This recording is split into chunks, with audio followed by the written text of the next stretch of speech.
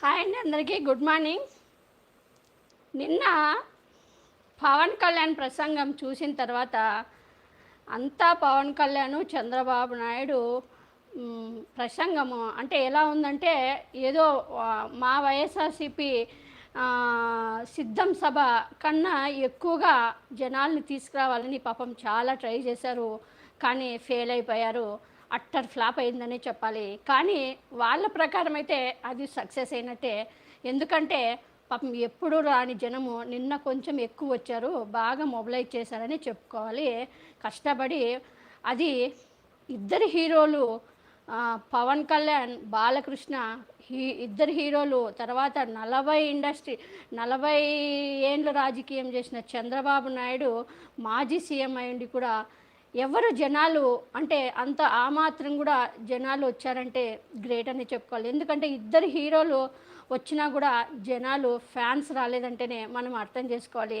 కానీ ఇదంతా స్వయం వాళ్ళు చేసుకున్న తప్పు అని చెప్పుకోవాలి. కానీ నిన్న పవన్ కళ్యాణ్, చంద్రబాబు నాయుడు, పవన్ కళ్యాణ్ ప్రసంగాలు చూసిన తర్వాత చంద్రబాబు నాయుడు ప్రసంగం అయితే ఇంక రా కదలిరా అనే సభలో మాట్లాడే ప్రసంగం లెక్కనే ఉంది, కానీ కొత్తగా రొటీన్గా అంటూ ఏమీ లేదు.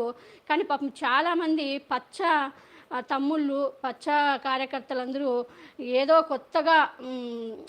కొత్తగా హామీలు ఇస్తారని పాపము చాలా ఆశ పెట్టుకున్నారు. ఆ ఆశ మీద నీళ్లు చల్లారు చంద్రబాబు నాయుడు అని చెప్పుకోవాలి. కానీ ఇక్కడ బాలకృష్ణ మాట్లాడుతూ, అందుకే అతన్ని మెంటల్ అంటారనేమో, మెంటల్ సర్టిఫికేట్ అందుకే ఇచ్చారేమో అని అనిపిస్తుంది. ఆయన మాట్లాడుతూ ఎన్టీ రామారావు కొడుకు చంద్రబాబు నాయుడు అని చెప్తున్నాడు. ఆయన మీరందరూ ప్రసంగం వినే ఉంటారు. మరి ఎన్టీ రామారావు కొడుకు చంద్రబాబు నాయుడు అయితే మరి బాలకృష్ణ ఎన్టీ రామారావుకి ఏమవుతాడో కూడా అదే సభలో ప్రజలకి చెప్పి ఉంటే బాగుండేది. అంతేకాకుండా ఇక్కడ ఒకరు మిస్ అయిపోయారు. పాపం చాలామంది ఫ్యాన్సు, పప్పు ఫ్యాన్స్ చాలా ఫీల్ అయిపోయారనమాట. పాపం నారా లోకేష్ని ఎందుకో ఈ సభకి దూరంగా పెట్టారు. ఇది పాపం ఉమ్మడి సభ, వాళ్ళు మొట్టమొదటి సభ పెట్టిన తర్వాత నారా లోకేష్ని ఎందుకు దూరం పెట్టారో అందరికీ తెలుసు. ఎందుకంటే అప్పుడప్పుడు నారా లోకేష్ సత్యాలు మాట్లాడతాడు కాబట్టి ఆల్రెడీ కొన్ని ఛానల్స్కి నోరు జారి వాళ్ళు ఇంట్లో రహస్యంగా మాట్లాడుకున్న విషయాలు, వాళ్ళ వ్యూహాలన్నీ బయట పెట్టేస్తున్నాడు నారా లోకేష్. అందుకే ఛానల్స్కి ఇంటర్వ్యూ ఇస్తూ నోరు జారి పవన్ కళ్యాణే సీఎం కాదు, మా నాన్నే సీఎం, అందులో సందేహమే లేదు, పవన్ కళ్యాణే ఒప్పుకున్నాడు, కనీసం డిప్యూటీ సీఎం పదవి కూడా ఇయ్యము మేము అతనికి అని కూడా ఎప్పుడైతే నోరు జారి నారా లోకేష్ కొన్ని ఛానల్స్కి ఇంటర్వ్యూ ఇచ్చాడో అప్పుడే అర్థమైపోయింది ఈ పప్పుగాడు నిజంగానే పప్పుగాడు. మేము మాట్లాడుకునే మేము పడే వ్యూహాలు, మేము మాట్లాడుకునే ఇంట్లో రహస్యాలన్నీ బయట చెప్పేస్తున్నాడు. కాబట్టి ఇలాంటి వాడిని దూరం పెట్టాలి అని. అంతేకాకుండా మనకున్న ఇన్ఫర్మేషన్ ప్రకారం పవన్ కళ్యాణ్ ఒక షరతు పెట్టినట్టుగా తెలుస్తుంది. నారా లోకేష్ వస్తే నేను సభకి రాను అని షరతు పెట్టినట్టుగా తెలుస్తుంది. అందుకనే నారా లోకేష్ని దూరం పెట్టినట్టుగా తెలుస్తుంది. అంతేకాకుండా మొన్న లోక్సభలో ప్రధాని మోడీ గారు మాట్లాడుతూ వీళ్ళు బీజేపీ పొత్తు కోసం తహతహలాడుతున్నారు కాబట్టి మొన్న మోడీ గారు ఒక సభలో మాట్లాడుతూ చాలా చోట్ల అన్ని రాష్ట్రాల గురించి మాట్లాడుతూ వాళ్ళ సన్నుల కోసం, అంటే వీళ్ళంతా రాజకీయం అంతా వీళ్ళ వారసుల కోసం రాజకీయాలు చేస్తున్నారు, ప్రజల కోసం చేయట్లేదు అంటూ మొన్న మోడీ గారు కూడా చెప్పిన తర్వాత చంద్రబాబు నాయుడు పొత్తు కోసం తహతహలాడుతున్నాడు కాబట్టి అందుకనే నారా లోకేష్ని మోడీ దృష్టిలో పడాలని నారా లోకేష్ని అదేనండి సన్నుని దూరం పెట్టినట్టు తెలుస్తూ ఉంది. కానీ ఇక్కడ చంద్రబాబు నాయుడు ప్రసంగం అయితే మాకు స్టార్ క్యాంపెయిన్గా, వైఎస్ఆర్సీపీకి స్టార్ క్యాంపెయిన్గా మారాడేమో అనిపిస్తుంది. ఎందుకంటే ఆ ప్రసంగం వింటే తన పార్టీని తనే కొంప ముంచినట్లుగా ఆ ప్రసంగం ఉంది. తర్వాత ఇంకా నెక్స్ట్ అదేనండి తాగుబోతు పవన్ కళ్యాణ్ గురించి మాట్లాడుకోవాలంటే ఈ తాగుబోతు పవన్ కళ్యాణ్ ఫుల్‌గా ఏసేసినట్లున్నాడు. అంటే ఎక్కువ మోతాదుకు మించి ఎక్కువ తాగేసి వచ్చినట్టున్నాడు. అందుకే పాపము ఏం చేయాలో తెలియక ఊగుతూ ఇష్టం వచ్చినట్లు, నోటికి ఇష్టం వచ్చినట్లు, హద్దు, అదుపు లేకోకుండా ఎట్లంటే అట్లా ఒక సీఎంని పట్టుకొని అంటే ఇలాంటి సంస్కారం లేని వాళ్ళంతా రాజకీయాల్లోకి వస్తున్నారంటే సిగ్గుగా ఉంది. అందుకే ఇలాంటి సంస్కారం లేని ఈయన్ని 2019లోనే 2 చోట్ల ఓడించారు. ఇప్పుడు కూడా మళ్ళీ ఇలాంటి సంస్కారం లేని వాళ్ళని 2024లో కూడా ఓడించడానికి రెడీగా ఉన్నారు.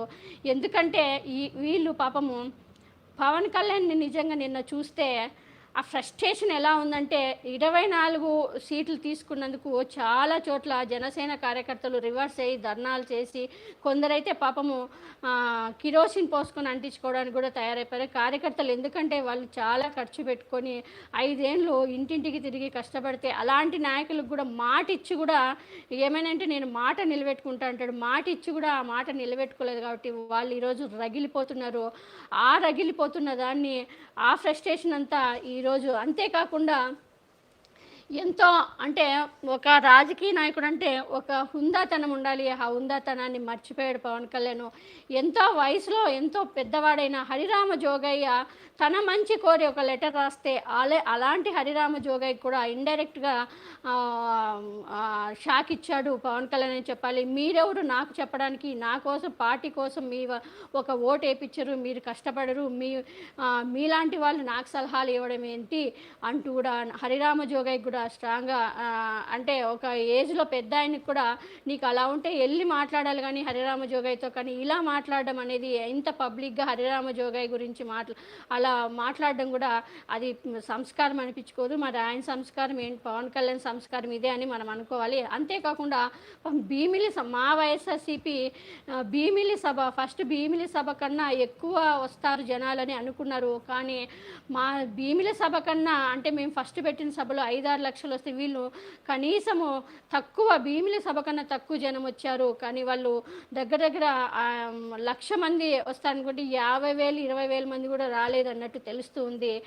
అంతేకాకుండా ఇక్కడ హైలైట్ కూడా నారా లోకేష్ డుమ్మా కొట్టడం కూడా ఈ సభకి కొంచెము పచ్చ కార్యకర్తలందరికీ పాపం నిరాశ కలిగించారు.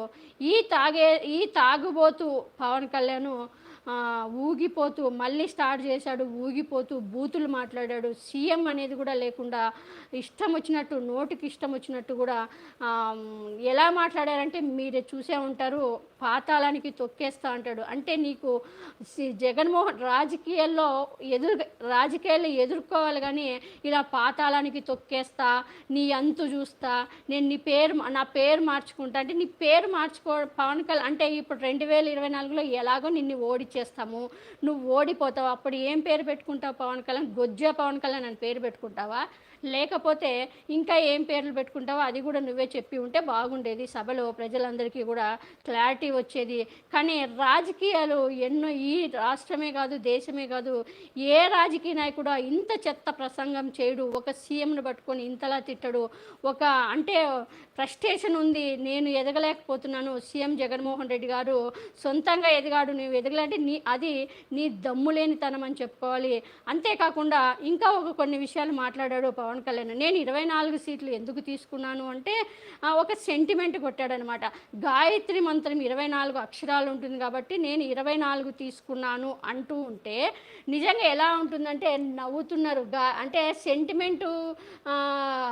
సెంటిమెంటు కొట్టాలని ట్రై చేశాడు. అప్పటికి చాలామంది ఏం మాట్లాడుతున్నారు అంటే అప్పుడు 10 సీట్లు ఇస్తే దశావతారాల, 9 సీట్లు ఇస్తే నవగ్రహాలు అంటావా, 8 సీట్లు ఇస్తే దిగ్బాకులు అంటావా, 7 సీట్లు ఇస్తే సప్త ఋషులు అని చెప్తావా, 6 సీట్లు ఇస్తే సుబ్రహ్మణ్య గణాలు అంటావా, 5 సీట్లు ఇస్తే పంచభూతాలు అంటావా, 4 సీట్లు ఇస్తే 4 దిక్కులు ఉన్నాయి కాబట్టి 4 సీట్లు తీసుకున్నా అంటావా, 3 ఇస్తే త్రిమూర్తులు, నా ఫేవరెట్ డైరెక్టర్ త్రివిక్రమ్ కాబట్టి 3 తీసుకున్నా అంటావా, 2 ఇస్తే నరనారాయణులు అని అంటావా, ఒకటిస్తే ఏకలింగేశ్వరుడు అని అంటావా అంటూ కూడా చాలామంది పవన్ కళ్యాణ్ని ఎగతాళిగా ట్రోల్ చేస్తున్నారు నెటిజన్లు.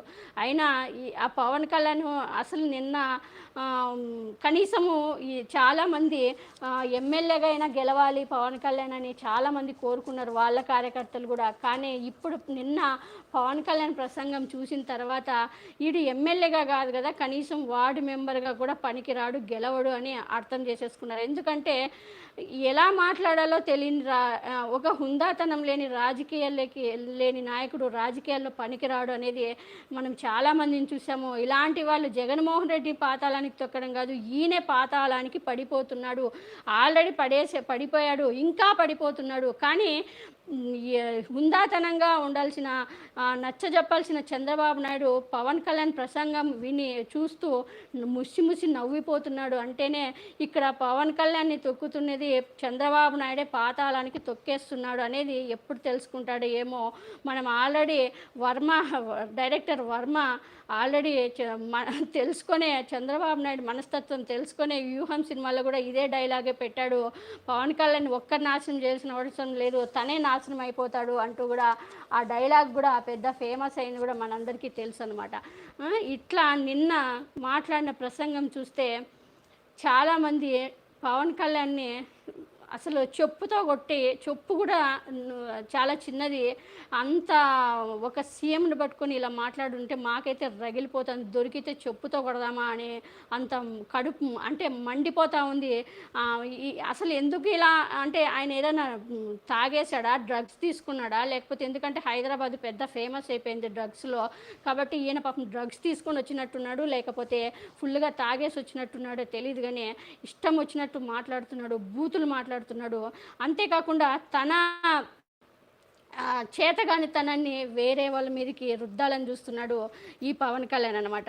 ఈయన ఏం మాట్లాడతాడు, నేను ఎందుకు పొత్తు పెట్టుకున్నాను, నాకు బూత్ కమిటీలు లేవు, నాకు అభ్యర్థులు లేరు, ఎమ్మెల్యే అభ్యర్థులు లేరు, ఇంకా ఏం చెప్తున్నాడు ఆయన, నాకు క్యాడర్ లేదు, ఎమ్మెల్యే అభ్యర్థులు లేరు, బూత్ కమిటీలు లేవు, నా దగ్గర డబ్బులు లేవు, పోలింగ్ ఎలా చేయాలో తెలీదు అంటున్నాడు. కానీ ఈయన మరి పార్టీ పెట్టి 10 years అయింది, దగ్గర 10 years అయింది. మరి 10 years నుంచి ఈయన ఇంతవరకు కమిటీలు వేసుకోకుండా ఏం నిద్రపోతున్నాడా అని జనసేన కార్యకర్తలే ఆయన్ని బండ బూతులు తిడుతున్నారు. అంటే ఈయన ఇప్పుడు ఎవరైనా ఒక పార్టీ పెడుతున్నారంటే దాన్ని పార్టీని డెవలప్ చేసుకోవాలని చూస్తారు. కానీ మరి ఇన్ని రోజులు బూత్ కమిటీలు ఎందుకు వేసుకోలేదు, నియోజకవర్గ ఇన్ఛార్జీలను ఎందుకు వేసుకోలేదు, అభ్యర్థులను ఎందుకు డెవలప్ చేసుకోలేదు?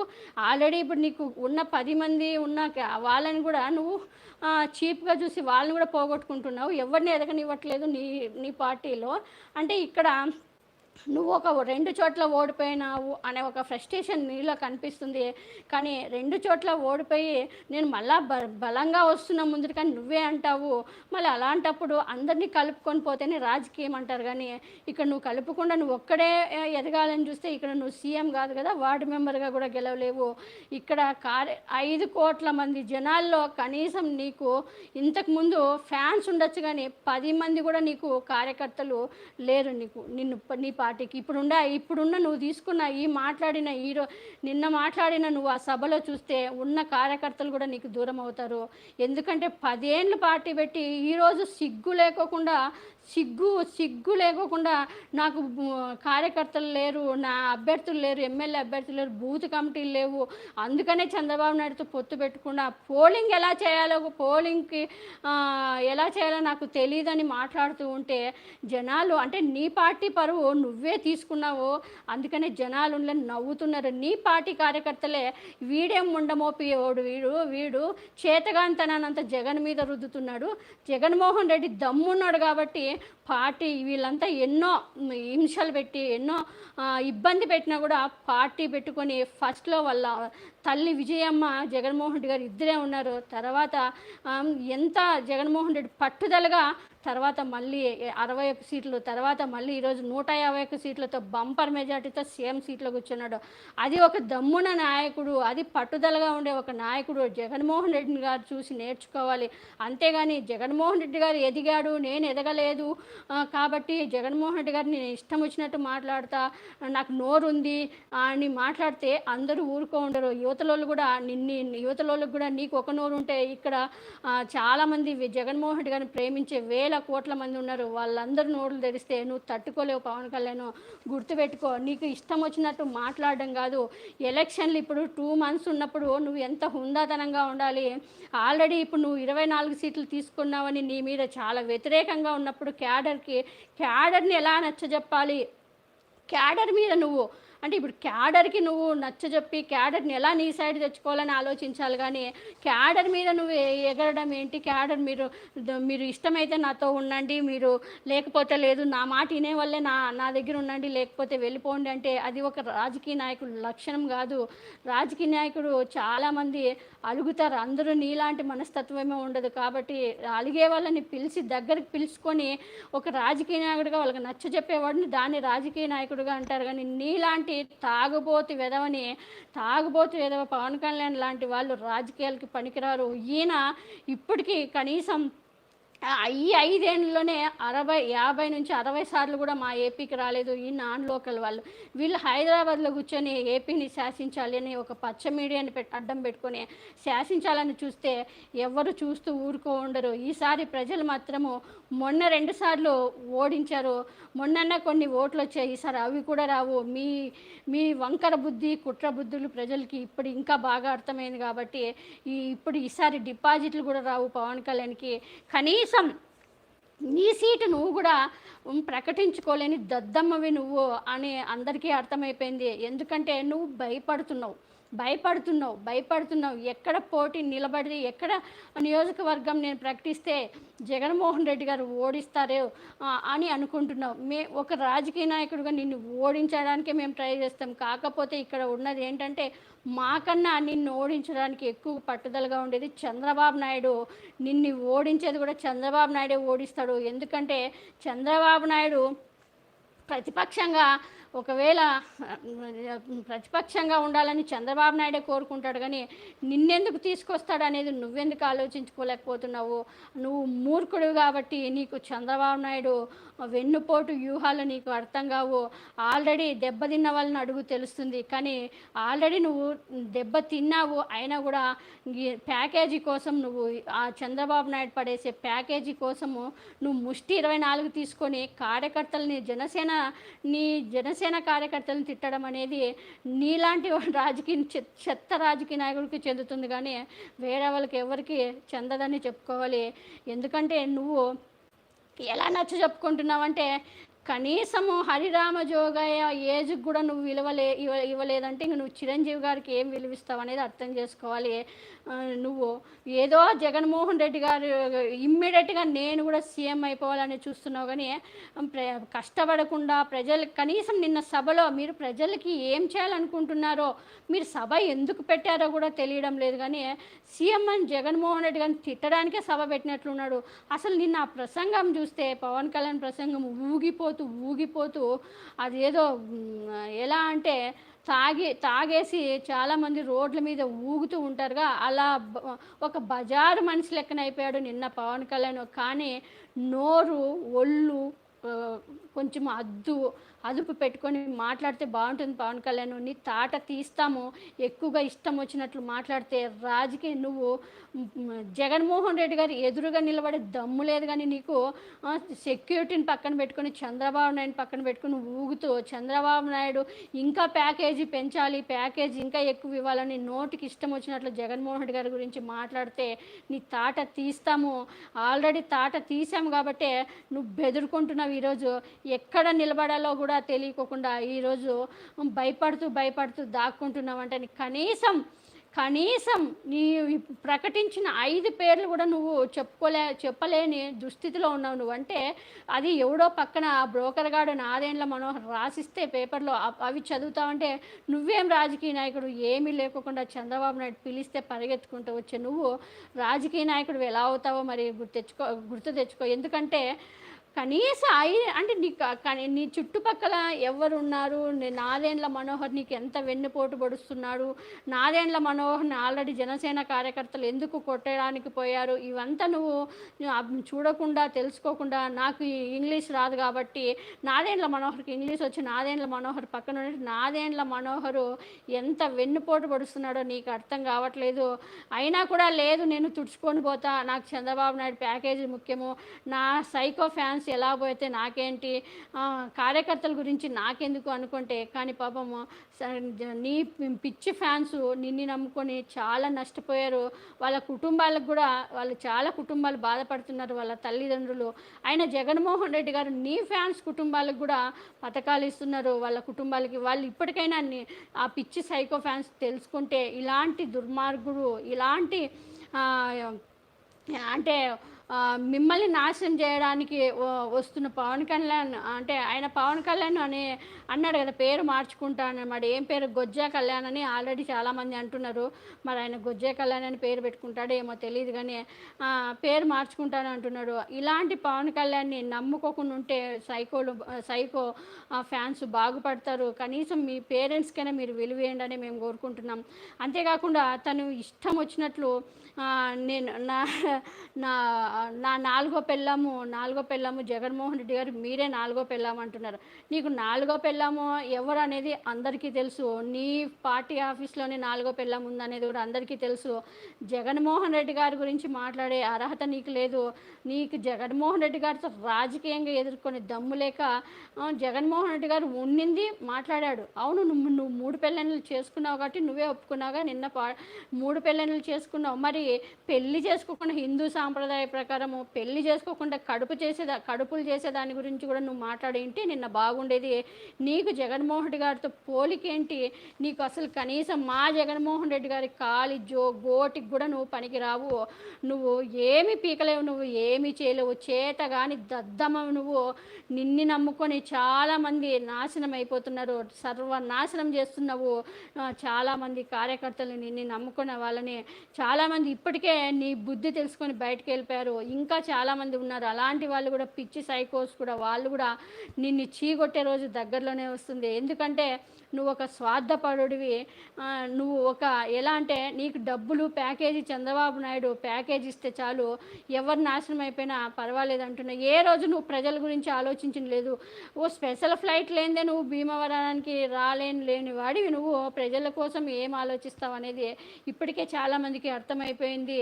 ఒక సీఎం కాబట్టి స్పెషల్ ఫ్లైట్లో వస్తాడు. ఇంతకుముందు మా జగన్మోహన్ రెడ్డి గారు కూడా ప్రతిపక్షంలో ఉన్నప్పుడు చంద్రబాబు నాయుడు కూడా స్పెషల్ ఫ్లైట్లో సీఎంగా ఉన్నప్పుడు చంద్రబాబు నాయుడు కూడా తిరిగాడు, కానీ ఏ రోజు మేము చంద్రబాబు నాయుడిని విమర్శించలేదు స్పెషల్ ఫ్లైట్లో. కానీ ఒక వరదలు వచ్చినప్పుడు అలాంటి టైంలో చంద్రబాబు నాయుడు స్పందించకుండా ఉన్నప్పుడు ఆయన చూసాం చాలా చోట్ల స్పెషల్ ఫ్లైట్లో డ్రై ఫ్రూట్స్ తింటూ పెరుగన్నం తింటూ ఓవర్ యాక్షన్ని మేము ప్రశ్నించాం. కానీ ఒక సీఎంకి స్పెషల్ ఫ్లైట్ ఉండకూడదని ఎవరైతే కానీ జగన్మోహన్ రెడ్డి గారు సొంత డబ్బులు పెట్టుకొని స్పెషల్ ఫ్లైట్ పెట్టుకొని ఆ రోజు 175 నియోజకవర్గాలు తిరిగాడు కానీ జగన్మోహన్ రెడ్డి. కానీ ఇక్కడ నువ్వు నీ సొంత డబ్బులు కాకోకుండా చంద్రబాబు నాయుడు ఎవరిదో తెలుసు, సీఎం రమేష్ ఫ్లైట్ అనేది అందరికీ తెలుసు. కానీ ఇక్కడ ప్రజల దగ్గరికి కూడా నువ్వు కనీసం నువ్వు ఒక ఎమ్మెల్యే కాదు, ఒక వార్డు మెంబర్ కాదు, ఒక సర్పంచ్ కాదు, నీకు ఏమీ అర్హత లేదు. నువ్వు స్పెషల్ ఫ్లైట్లు వేసుకొని ప్రజల దగ్గరికి నువ్వు వెళ్ళడానికి కూడా నీకు స్పెషల్ ఫ్లైట్లు కావాలంటేనే ప్రజలు నిన్ను చూసి ముక్కు మీద ఏలేసుకుంటున్నారు, నవ్వుకుంటున్నారు. ఇలాంటి వాడిని మేము అస్సలు గెలిపించము, ఇలాంటి పనికి మాలిన వెధవ మా ఏపీకి ఎందుకు వస్తున్నాడు, ఇలాంటి నాన్ లోకల్ వాళ్ళు ఎందుకు వస్తున్నారు, ఇలాంటి వాళ్ళని తరిమి కొట్టాలని చాలామంది వెయిట్ చేస్తున్నారు. 2024 ఈ నాన్ లోకల్ వాళ్ళు చంద్రబాబు నాయుడు కావచ్చు, నారా లోకేష్ కావచ్చు, పవన్ కళ్యాణ్ కావచ్చు, ఈ కొత్తగా వచ్చిన షర్మిల కావచ్చు, తర్వాత పురంధేశ్వరి కావచ్చు, ఇలాంటి వాళ్ళు ఎవరినైనా సరే ఓడించి తీరుతారు, తరిమి కొడతారు. ఈ పచ్చ మీడియా ఆగడాలు ఎవరు నమ్మరు, ఇంకా కొనసాగవు కూడా అని చెప్తున్నాము. ఎందుకంటే నిన్న పవన్ కళ్యాణ్ ప్రసంగము వినిన తర్వాత చాలా మేధావులు నెటిజన్లు దుమ్మెత్తిపోస్తున్నారు, నోట్లో మూస్తున్నారు పవన్ కళ్యాణ్ని. ఈడేంది ఇలా తాగేసి ఇలా పబ్లిక్గా మాట్లాడుతున్నాడు. సీఎంని ఇష్టం వచ్చినట్టు మాట్లాడుతున్నాడు. నువ్వు సిద్ధమా అంటే నువ్వు యుద్ధము అన్నావు మొన్నటి వరకు. ఇప్పుడేమో 24 సీట్లు తీసుకున్న జగన్మోహన్ రెడ్డి గారు మగాళ్ళ దమ్ముండే మగాళ్ళ 175 సీట్లలో పోటీ చేస్తూ ఉంటే నువ్వు దద్దమ్మల 24 సీట్లలో కూడా, అది కూడా 24లో కూడా 5 సీట్లలోనే నువ్వు పోటీ చేస్తూ 5 కూడా ఆ పేర్లు కూడా వాళ్ళు కూడా నీ కార్యకర్తలు కాదు, నీ నాయకులు కాదు, చంద్రబాబు నాయకులే. మిగిలిన 19 చోట్ల కూడా చంద్రబాబు నాయుడు క్యాండిడేట్ని నిలబెట్టడానికి రెడీ అవుతున్నావు. ఎందుకంటే భీమవరంలో ఆల్రెడీ నువ్వు ఎవరిని నువ్వు పిలిపించుకున్నావో తెలుసా, ఆయన టీడీపీకి సంబంధించిన అతనే. కాబట్టి నువ్వు ఇప్పుడు ఈ 19 నియోజకవర్గాల్లో కూడా టీడీపీకి చంద్రబాబు నాయుడు పంపించే నాయకుల్ని నిలబెడతామని అందరికీ తెలుసు. కాబట్టి నీకు ఒక్క నాయకుడు కూడా, ఒక నాదెండ్ల మనోహర్ తప్పితే నీకెవ్వడు కూడా నాయకుడు లేడు. అందరూ చంద్రబాబు నాయుడు పంపించిండే వాళ్ళే నీకు గతి. ఇది నీ 10 ఏళ్ళలో నువ్వు సాధించింది ఏమిటంటే ఒక్క నాదెండ్ల మనోహర్ని సాధించావు, అంత తప్పితే నువ్వు ఏమీ సాధించలేదు ఈ 10 ఏళ్ళలో. కాబట్టి నువ్వు కూర్చొని నువ్వు ఆలోచించు. నువ్వు రాజకీయ నాయకుడివా, బ్రోకర్వా, లేకపోతే ప్యాకేజీ నాయుడువా, లేకపోతే ఏంటి అనేది ఒకసారి కూర్చొని నీ రాజకీయ భవిష్యత్తు గురించి, నీ రాజకీయం గురించి ఆలోచిస్తే నీకు అర్థమవుతుంది నువ్వు ఎన్ని తప్పుడు అడుగులు వేస్తున్నావు అనేది. కాబట్టి నోరు, ఒళ్ళు అన్నీ కొవ్వు అహంకారం ఎక్కువ, ద్వేషం ఎక్కువైనప్పుడు ఎలా అయినా నోటికి వచ్చినట్టు మాట్లాడతావు. కాబట్టి అన్నీ అదుపులో పెట్టుకొని ఒక సీఎం గురించి మాట్లాడేటప్పుడు అదుపులో పెట్టుకొని మాట్లాడితే బాగుంటుంది. లేకపోతే ప్రజలే నీకు తగిన బుద్ధి చెప్తారు. ఆల్రెడీ నిన్ను చీగొట్టి నీ కార్యకర్తలే వెళ్ళిపోతున్నా నీకు వాళ్ళకి వాళ్ళని పిలిపించి నచ్చజెప్పాలని లేదు. కానీ ఫ్రస్ట్రేషన్లో జగన్మోహన్ రెడ్డి గారి గురించి నువ్వు ఎగిరి మాట్లాడితే నీకు ఏమీ రాదు. ఉన్న జనాలు కూడా నీకు దూరం అవుతారు. ఇలా మాట్లాడితే వీడేంటి పనికిమాలిన విధవ, వీడు రాజకీయాలకి ఎలా పనికొస్తాడు, వీడు ఎందుకు రాజకీయాలకు వచ్చాడు, ప్యాకేజీ కావాలనుకుంటే చంద్రబాబు నాయుడు కోసమే డైరెక్ట్గా ప్రచారం చేయొచ్చుగా, ఈ పార్టీలు పెట్టి పరువు తీయడం ఎందుకు అంటూ కూడా చిరంజీవి పరువు పోతుంది. ఆ సినిమాలు తీసుకోకుండా నిన్న ఇంకా ఒక పెద్ద నాటకం ఆడాడు ఆస్తులు అమ్ముతున్నట్టు. ఆస్తుల గురించి కూడా మనం మళ్ళీ ఇంకొక వీడియో చేస్తాం. ఎందుకంటే ఈయన ఆస్తులు ఎన్ని కొన్నాడు, ఎందుకంటే రాజకీయాల్లోకి వచ్చిన తర్వాత ఈయన ఎన్ని ఆస్తులు కొన్నాడు, ఎన్ని అమ్మినాడు, దాని గురించి కూడా మాట్లాడుకుందాం. ఎందుకంటే ఈ రాజకీయాల్లోకి వచ్చినాక నేను రోజుకి సినిమాలు మానేసే అన్నాడు, కానీ మళ్ళీ నాకు రోజుకి 2 కోట్లు సంపాదిస్తా అంటాడు. మరి ఇలాంటి వాడు ఈరోజు నాకు డబ్బులు లేవన్నాడు. మరి కార్యకర్తల నుంచి రక్తం పిండి తీసుకున్న డబ్బులన్నీ ఏమయ్యాయి, మరి అది కూడా చెప్పాలి కదా సమాధానం కార్యకర్తలకి. ఈరోజు డబ్బులు లేవని కొత్త నాటకం మొదలుపెట్టాడు. ఎందుకంటే అది ఒక పెద్ద విమర్శలు, డబ్బులన్నీ చాలా తీసుకుంటున్నాడు పవన్ కళ్యాణ్, ఒక్కొక్క టికెట్ కూడా అమ్ముకుంటున్నాడు అనే వచ్చేసరికి నిన్న ఎవరైతే జనసేన కార్యకర్తలంతా నిన్నంతా రివర్స్ అయ్యేసరికి పవన్ కళ్యాణ్ దాన్ని ఎలాగైనా దాన్ని తప్పిచ్చేసేయాలి, దాన్ని మర్చిపోవాలి ప్రజల్ని అనే దాంతో నిన్న కొత్తగా మళ్ళీ ఆస్తులు అమ్ముతున్నాడు అంటూ కొత్త నాటకం మొదలుపెట్టాడు. ఇదంతా పెద్ద నాటకము. నాటకాలు ఆడేవాడు కాబట్టి నాటకమే ఆడతాడు కాబట్టి ఎక్కడ నిజాలైతే చెప్పడు. మళ్ళీ నిన్న అంటాడు సినిమాలో కూడా నేను ఇలాంటి డైలాగులు, అవును సినిమాలో కూడా నువ్వు ఇలాంటి డైలాగులు వాడలేదు నువ్వు, కాబట్టి సినిమాలో కూడా వాడలేని అంత నీచమైన పదాలన్నీ నిన్న సభలో మాట్లాడావంటేనే నిన్ను అర్థం చేసుకోవాలి నువ్వెంత నీచుడివి అనేది. కాబట్టి నువ్వు ఒకటి మాట్లాడితే మేము 10 మాట్లాడతాం, నీకు కౌంటర్ ఇస్తాము. ఒళ్ళు దగ్గర పెట్టుకొని జాగ్రత్తగా ఉంటే నీకు బాగుంటుంది. లేకపోతే మాత్రము చెప్పు దెబ్బలు తింటావు, పవన్ కళ్యాణ్ తాట తీస్తాము. కాబట్టి జాగ్రత్తగా ఉండు, జాగ్రత్తగా మాట్లాడు. చంద్రబాబు నాయుడు ఉన్నాడు కదా అని నోటికి ఇష్టం వచ్చినట్టు మాట్లాడితే చంద్రబాబు నాయుడిని ఆల్రెడీ పాతాళానికి తొక్కేసాము, నిన్ను కూడా ఆల్రెడీ తొక్కేసాము, ఇంకా తొక్కేస్తాము 2024లో కాసుకో. అంతేగాని నీవు చెత్త చేతగాని దద్దమ్మ లెక్కన ఊగుతూ తాగేసి డ్రగ్స్ తీసుకొని ఇష్టం వచ్చినట్టు మాట్లాడితే తాట తీస్తాము. ఏపీలో నీ ఆటలు సాగనివ్వము. ఖబర్దార్ పవన్ కళ్యాణ్, నువ్వు జాగ్రత్తగా మాట్లాడు. మా జగన్మోహన్ రెడ్డి గురించి మాట్లాడేటప్పుడు నీకు ఇదే లాస్ట్ అండ్. ఎందుకంటే నువ్వు ఇంకా ఎలక్షన్ టైంలో ఇంకా వాగుతావు, ఇంకా ఎక్కువగా మాట్లాడతావు, ఇంకా రెచ్చిపోతావు, ఇంకా ఎక్కువ డ్రగ్స్ తీసుకుంటావు, ఇంకా ఎక్కువ వాగుతావు, ఇంకా ఎక్కువ తాగుతావు. ఎందుకంటే తాగితే కానీ నువ్వు మాట్లాడలేవని అర్థమవుతూ ఉంది. నువ్వు ఊగుతూ తాగుతూ జగన్మోహన్ రెడ్డి గారిని తిడుతున్నావంటే నీకు రాజకీయ నాయకుడు లక్షణాలు ఎక్కడున్నాయి నీకు? లేవనే చెప్పుకోవాలి. కాబట్టి నీలాంటోడు రాజకీయాలకు పనికిరాడు. ఒక ఫామ్ హౌస్‌లో కూర్చొని పడుకోవడానికి నువ్వు పనికొస్తావు గానీ, ఇలాంటి పనికిమాలిన చెప్పారుగా ఆమె ఎవరో టీడీపీ ఇప్పుడు బీజేపీలో ఉంది. ఆమె ఏదో చెప్పింది. ఆహ్, పవన్ కళ్యాణ్ మల్లెపూలు నలపడానికే పనికొస్తాడు. దేనికి పనికిరాడని. ఆమె చెప్పిన మాటల్ని నువ్వు నిజం చేసే లెక్కన ఉన్నావు. కాబట్టి రాజకీయ నాయకుడిగా కొంచెం లేకపోతే ట్రైనింగ్ అన్నా తీసుకో. కనీసం మీ అన్న చిరంజీవినన్నా అడుగు. కనీసం 2 సలహాలన్నా ఇస్తాడు. చిరంజీవి ఎవడు? వాడెవడు? చిరంజీవి చెప్తే నేను వినాలని నీలాంటి అహంకారం, పొగరబోతు వాళ్ళని ఎవరేం చేయలేడు. కానీ ఒకటి, మా జగన్మోహన్ రెడ్డి గారి గురించి మాట్లాడేటప్పుడు మాత్రం ఒళ్ళు దగ్గర పెట్టుకొని మాట్లాడు. లేకపోతే మాత్రం తాట తీస్తాం.